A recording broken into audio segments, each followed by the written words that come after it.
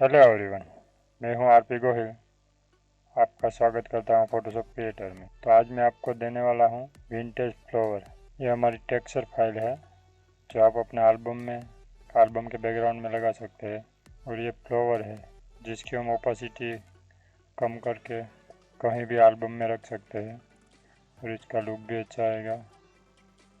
ये PNG frame है जो हम एल्बम में बनाते हैं। फ्रेम इस प्रकार की इसी तरह से इसको लगा के रख देंगे तो हमें फ्रेम तैयार मिल जाएगी और ये दिखने में भी बहुत अच्छी है। और ये है अल्फ़ाबेट, तो हम कपल का नाम इसी अल्फ़ाबेट से लिखेंगे तो और भी निखर के आएगा पहला अक्षर। तो इसे डाउनलोड करने के बाद आपको रार फाइल में मिलेगी और इसमें चार पार्ट में 8 अंक में पासवर्ड मिलेगा।